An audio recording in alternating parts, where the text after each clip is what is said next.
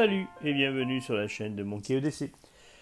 On va faire un tour aujourd'hui des couteaux qui m'ont suivi depuis le début du mois. Nous sommes à l'heure d'aujourd'hui le 13, on est quasiment à la moitié du mois, pour quelques jours près. Et puis la semaine avec tous les ponts est passée. Bon, il restera encore, je crois que c'est lundi qui est en férié, mais bon, moi je bosse. Et on va voir ce qui m'a suivi dans mes poches en termes de couteaux. Alors, je vous rappelle effectivement que la loi est de plus en plus intransigeante concernant le port des couteaux. Je ferai d'ailleurs à ce titre une vidéo pour montrer les alternatives que l'on peut utiliser ou qui sont plutôt tolérées, le terme est plus exact, qui seront tolérées dans vos poches. Et surtout ce qu'il ne faudra absolument pas porter si jamais vous vous faites attraper. Pour ma part, et puis pour pas mal de personnes qui se trouvent même aux alentours du village ou proches, que je connais, avec qui je travaille, ainsi de suite, nous avons passé quasiment notre vie sans être contrôlés sur le port d'un couteau. Mais toutefois, je vous invite vivement à vous mettre en conformité avec la loi. Bien sûr, votre responsabilité en est engagée. Concernant, après cette petite parenthèse, concernant ce que je porte moi dans mes poches en ce moment, et depuis le début du mois, on va commencer par une découverte. Je suis déjà allé il y a 1 an ou 2 ans, je ne me rappelle plus exactement les dates, je pense que ça fait 2 ans, ou même peut-être, ouais c'est ça, c'était post-Covid je crois, un truc comme ça. Je suis allé faire une visite et passer quelques jours à La Rochelle. Et donc j'avais, avec madame, on avait fait le tour, visité l'île de Ré, enfin ainsi de suite, tous ces endroits un petit peu typiques de La Rochelle. Mais je ne m'étais pas attardé finalement sur les productions locales en termes de coutellerie dans cette ville-là. Petit à petit, en faisant des recherches pour différentes choses, je suis tombé sur la marque Farol. Et sur différents modèles. Alors un des modèles le plus emblématique étant le cachalot de chez Farol, qui existe en plusieurs tailles. Farol, je vais vous en parler un petit peu, il y a déjà des vidéos qui ont été faites dessus. Donc c'est une société qui existe depuis 1996, qui a été créée par des amateurs et des amoureux de la mer, qui ont voulu créer une marque de couteaux en rapport bien sûr avec le monde marin et le monde des pêcheurs de la mer, ainsi de suite. Donc ils ont créé la marque Farol, leur emblème bien sûr étant que le F étant un feu, comment ça s'appelle, un phare de bord de mer. Ils ont créé un modèle emblématique qui était le cachalot que je n'ai pas là en possession, qui est un modèle bien connu, voilà. Et puis petit à petit ils ont décliné leur gamme. Pour ma part, j'ai fait l'acquisition de Lanka. Lanka qui est le nom qui vient d'un lieu où on faisait la criée à l'époque sur La Rochelle. Ce petit endroit un petit peu, alors il vous l'explique là, hein, donc c'est un lieu emblématique de La Rochelle où à l'époque il existait la criée. Ce modèle-là que vous voyez ici, donc c'est Lanka. Là, on est sur la petite version, on est sur le 8. Il existe aussi le 12. Ça détermine simplement la longueur de la lame et du modèle. Le 8 étant le plus petit. On est vraiment sur un petit modèle, et puisque vous voyez dans ma main, ça fait vraiment un petit couteau. Alors c'est un choix d'avoir pris un petit modèle, je vous expliquerai pourquoi, parce que en ce moment, avoir un petit modèle à la poche, c'est plus logique d'avoir un gros modèle, même si de toute façon, quoi qu'il en soit, ce modèle rentre tout à fait dans le critère de absolument ne pas être porté sur soi. Donc le Farol, c'est quelques artisans qui se sont réunis et qui créent des modèles de petits couteaux. Alors celui-là, bien sûr, alors il est d'une simplicité royale, hein. On va retrouver, alors à titre indicatif, ils utilisent par exemple des rivets navals pour pouvoir faire l'axe, ce qui est assez original finalement, et un système de ressort. En fait, c'est un fil d'une sorte de fer, quoi, comme une épingle à linge, en fait, exactement, hein, c'est le même principe qu'une épingle à linge, qui sert de ressort sur cette petite encoche que vous voyez ici, et qui maintiennent la lame comme ça, voilà, rigide. Alors le maintien est correct, hein. Bien sûr ce sont des couteaux qui sont faits pour une utilisation des plus classiques, hein, donc essentiellement alimentaire, ouvrir quelques paquets, couper de la corde, du cordage, enfin des choses comme ça, c'est vraiment des petits modèles assez simples. La forme, elle, rappelle bien sûr fermé, voilà, un poisson ou ce que vous voulez, enfin, quelque chose qui ressemble dans cette forme-là, voilà. La lame, elle, est assez petite. Donc à savoir donc que la taille. Alors l'acier utilisé c'est du X56CR13 MOV. C'est l'acier qui est utilisé quasiment pour tous leurs modèles de la gamme, hein. Concernant les caractéristiques techniques, pour ceux à qui ça intéresse, le couteau fermé fait à peu près 8 cm, c'est pour ça qu'on l'appelle le numéro 8. Le tranchant, lui, fait environ 6 cm. Chaque couteau est fabriqué en version un petit peu artisanale, c'est-à-dire que vraiment, bon, quelques usinages de pièces sont faits pour le bois et ainsi de suite, mais l'assemblage, le montage, le réglage et tout ça est fait à La Rochelle par des artisans. Donc c'est du fait main. D'ailleurs, Farol a l'appellation d'entreprise patrimoine vivant. Donc ce couteau a été fait en fait vraiment pour pouvoir ouvrir les huîtres, les choses comme ça. Enfin voilà, c'est pour ça que cette lame est assez courte, trapue.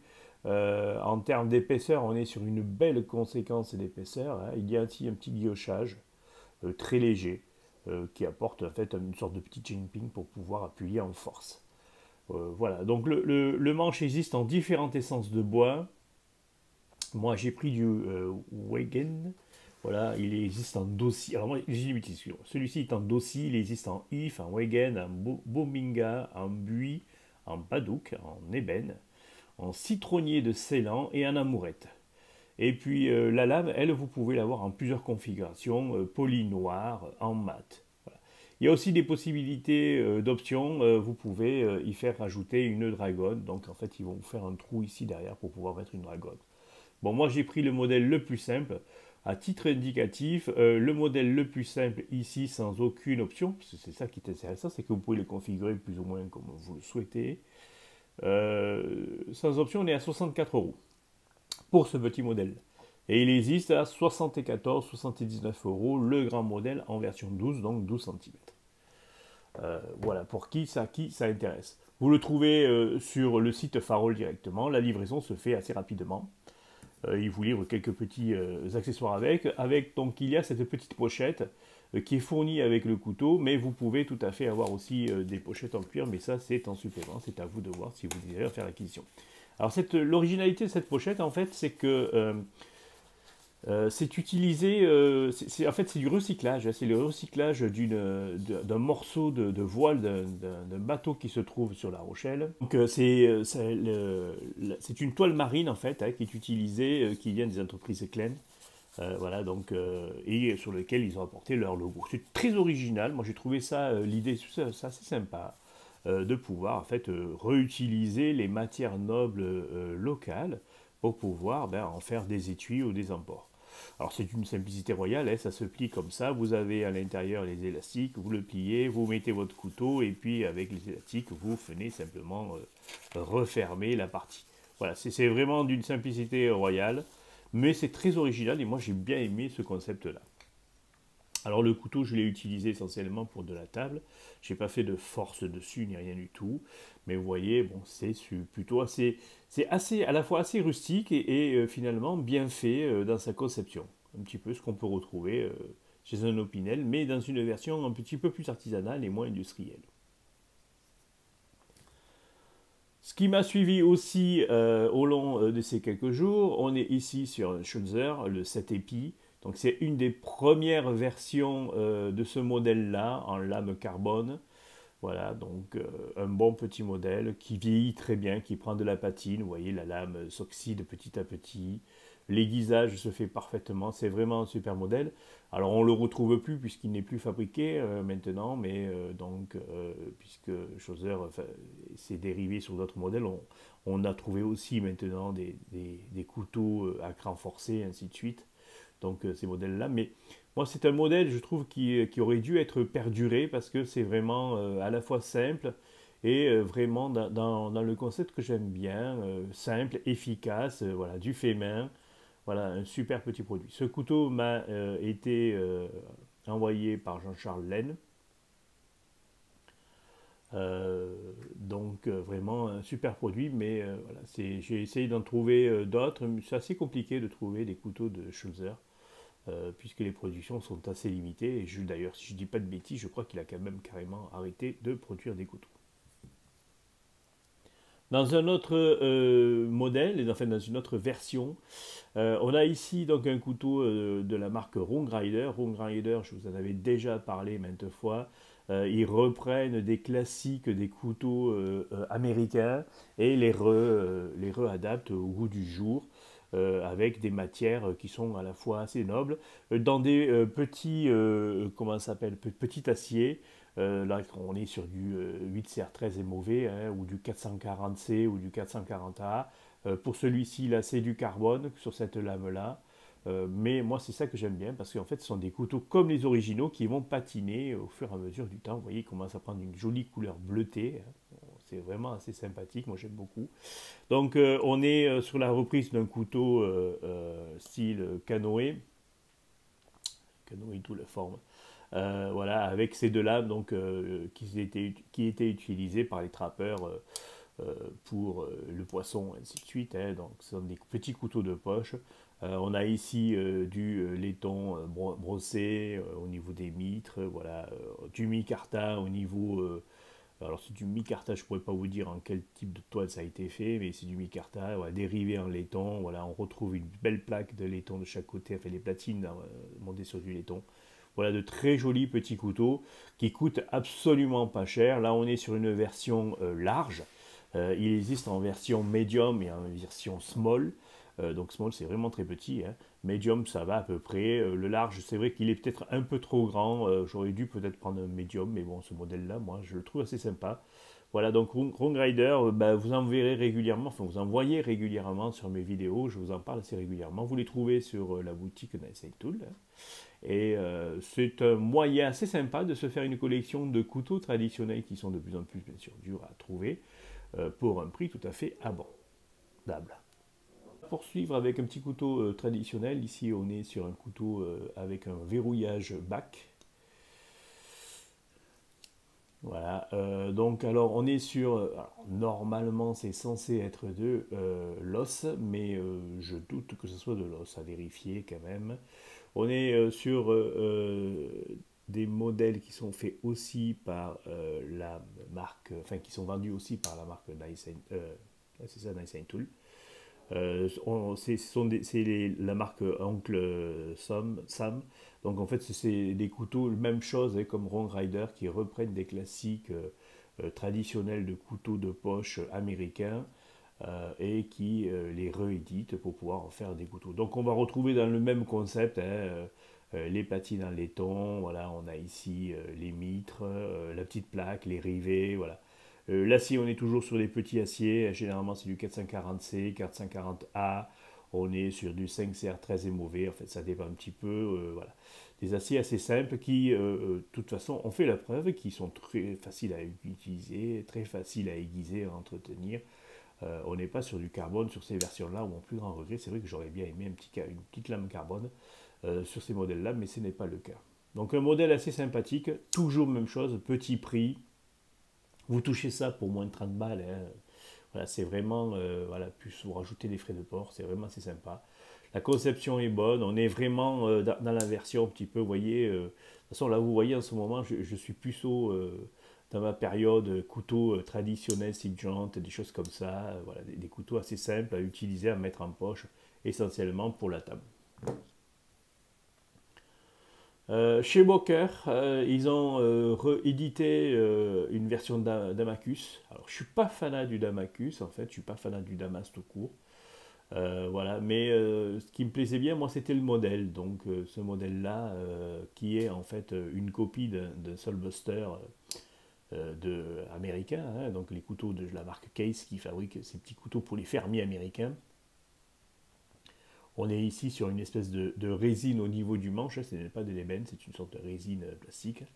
On va retrouver des petits rivets bien sûr en laiton, voilà, toujours dans cette tradition-là, les limites sont en laiton, voilà, l'acier, alors c'est un slip joint hein, avec un verrouillage. Il n'y a pas de verrouillage à 90 sur ces modèles-là.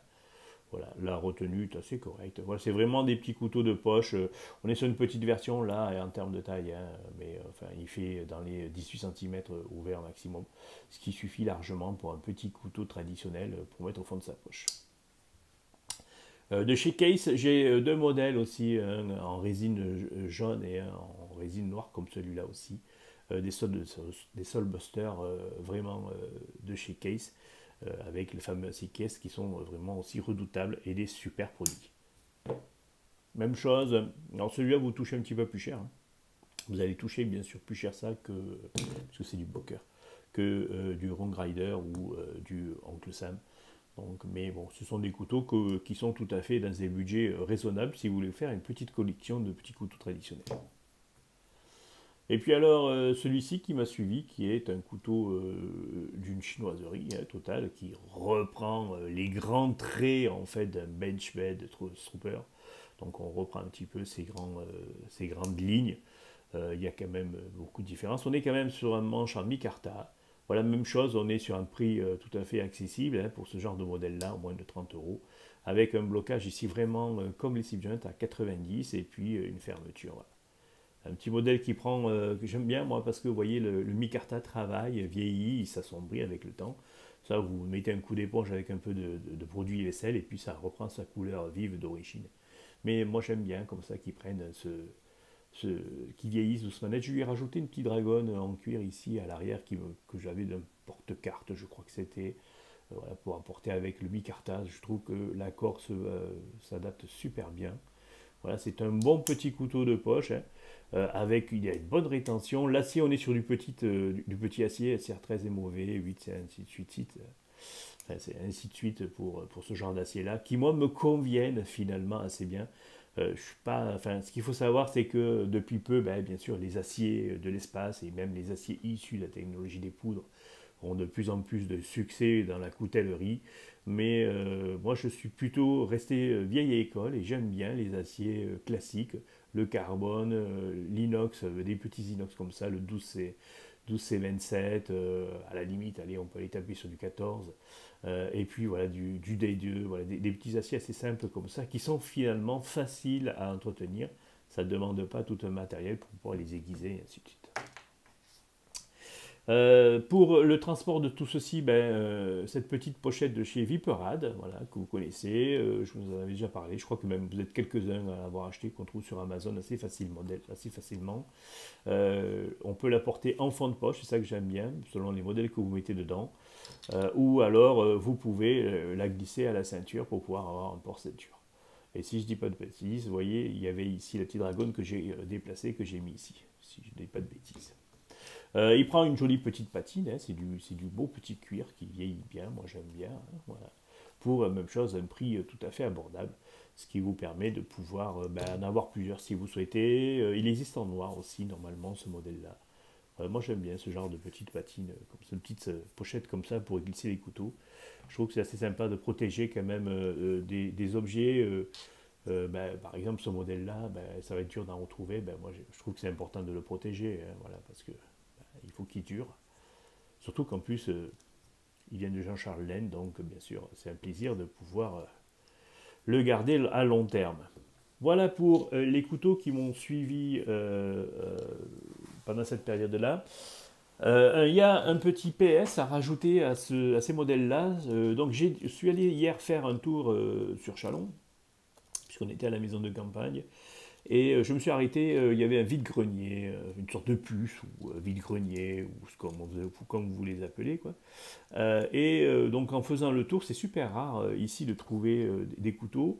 Alors le monsieur avait quelques vieux opinels qui traînaient, quelques vieux petits couteaux, mais rien de très intéressant. Et au milieu de tout ça, j'ai trouvé ceci. Alors pour 3 euros.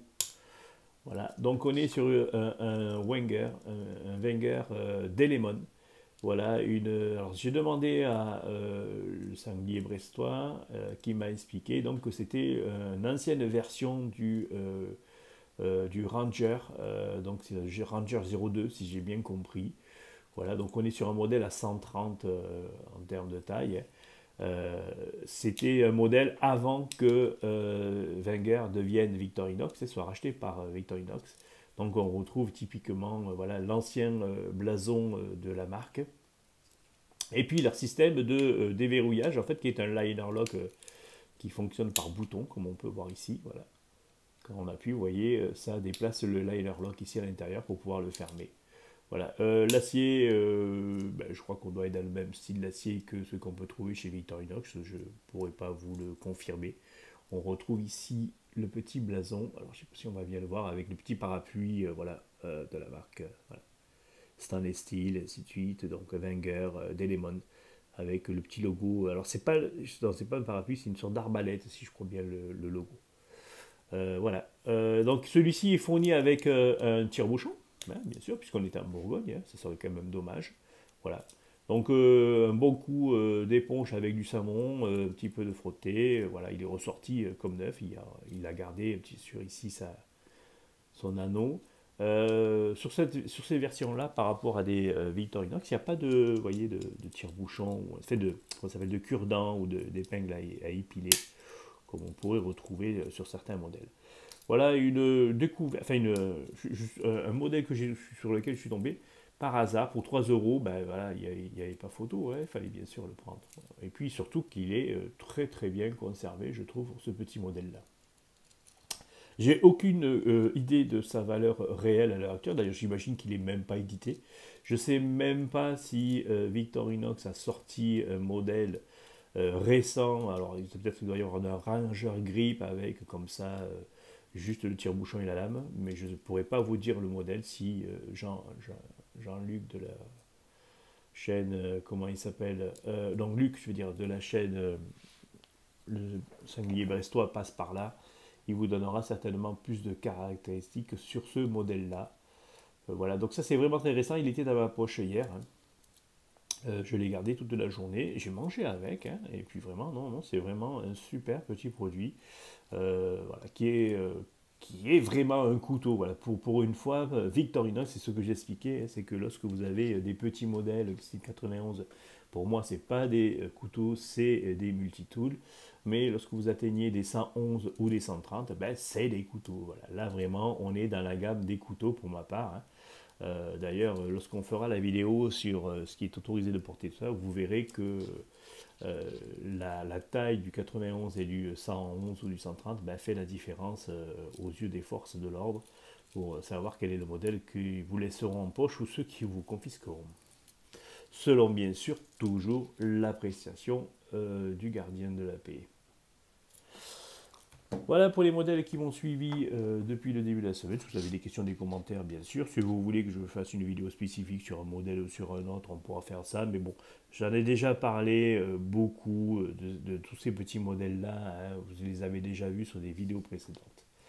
Et donc vraiment une petite mention spéciale pour ce farol. Voilà, un couteau d'une simplicité royale avec oui, ce déverrouillage avec ce principe comme une épingle à linge en fait. Pour moi, c'est comme une épingle à linge. D'ailleurs, lorsque vous regardez la matière et tout, franchement, voilà, c'est.